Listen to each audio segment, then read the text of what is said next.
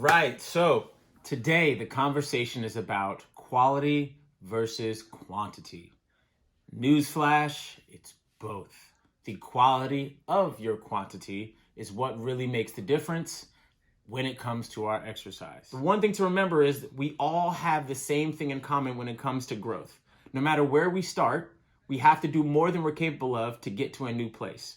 Finding out what version of that is that you need to be following is where people like me come in, hopefully helping you and guiding you towards the exact version of the exact movement of the exact program that you need so that you can get the best results out of it. I think that's one of those things that I always try to stress people to apply to everything else in life, because if you do, what you'll find is there's always room to grow. Are you looking for the growth? Are you appreciating it when it comes and understanding that it is as small as a pin needle in one direction, or it could be as big as a huge giant step in the other? Interpreting that for ourselves and understanding where and when to apply the appropriate pressure is going to make all the difference in consistently helping you grow and become better at whatever it is that you're seeking to get, but most importantly in the gym. Fitness programming is just as varied as people's bodies themselves. And in reality, what we need to learn is quality and efficiency of our movements and our programming and our prescription is what leads us to using the proper quantity and volume to get us where we need to go.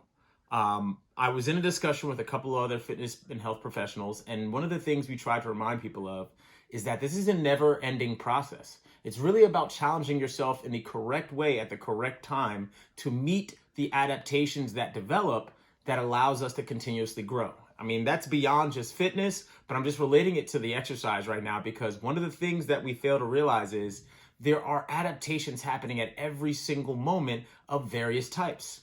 For one, you're going to have a mechanical adaptation. You're going to get good at a certain movement pattern because you repeat it enough for your body to start to predict the outcome of what you're trying to achieve. Case in point, our squat patterns are very, very common. We sit down and stand up all the time.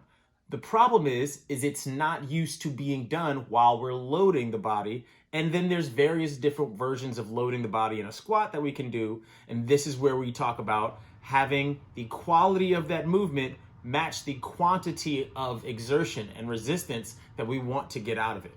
So the one thing that people have to remember is you have to be efficient at everything you do. And that efficiency is going to dictate what you return from it. The perfect example of that is if you give me 100% effort, but you're trying to push a wall, that 100% effort is going to go nowhere. In the other instance, if I have a 60% correct movement, right, and I'm applying 100% effort, I'm still only getting 60% of the return. The rest is wasted energy. It doesn't just dissipate, and more often than not, when it comes to the body, it's actually going somewhere we don't want it to. What we have to remember is that the body is able to get things done in a multitude of ways using a multitude of muscles, because they all act and create force in various different planes of motion, various different directions within the body. So I use that squat because there are very few people who do very correct squats and deadlifts. Even though these are two extremely important foundational functional movements, there's just not enough attention paid to how we adapt to these movements and then how we increase our output over time, right? If you do a hinge, which is the deadlift, well, remember that as you add weight and as you add different versions of complexity and change your programming, it's still going to hit the brain differently because the stimuli doesn't follow the exact same neural pathways that you developed when you first started. And what we need to realize is it's not something to be afraid of when we realize how much variation has to go into our program. It's something to want to understand and cultivate, because the better you get at that, the easier it is to decide and discern where you want to end up, and it's easier to predict how that outcome is going to come about. One of the things that is very true about fitness and about the body is it is, at the end of the day, a mathematical equation. When you figure out the exact appropriate amount of input, the type of input, and the pace and quantity or volume that you're going to approach this movement with, you're going to get the desired result. But what that means is you have to know what your desired result is. Sometimes that means identifying our goals and understanding what they mean to us versus what the surface level version of that is. Case in point, just on the simple scale, if I want to lose 10 pounds, that's not going to be as motivating to me as I want to not feel this pain in my knee, and these 10 pounds are adding to that. I want to run around without losing my breath, and these 10 pounds are making that more difficult. We have to learn to discern and be intentional in what we do. If you are intentional in your movements and intentional about meeting the adaptation exactly where we need it to be, you're always going to get the end result.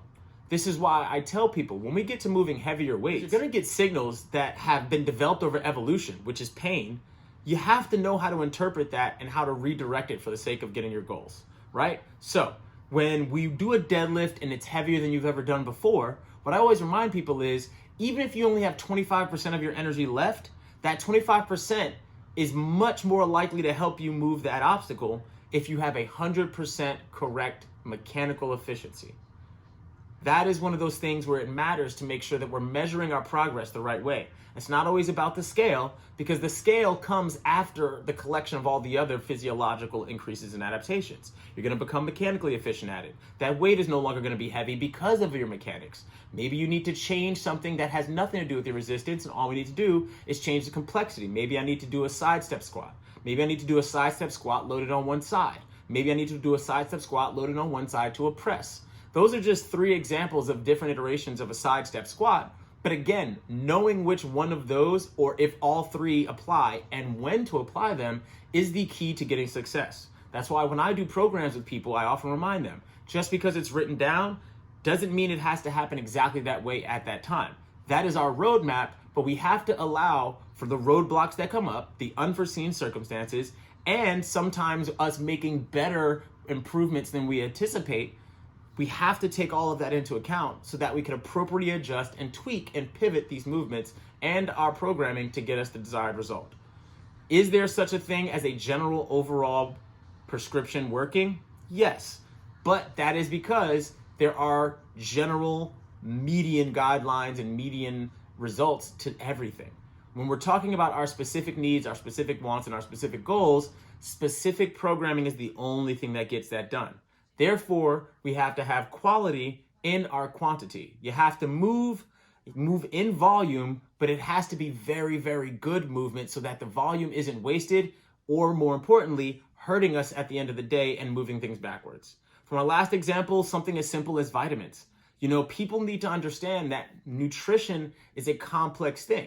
There is a point at which taking in one vitamin can block the absorption of others. Balance. The key is adaptations happening appropriately and understanding them and meeting them where they need to be so that we can consistently go up. Plateaus happen because we just adapt to too many factors at once, and we're not making the proper adjustments and tweaks to overcome them. Have a good day, guys.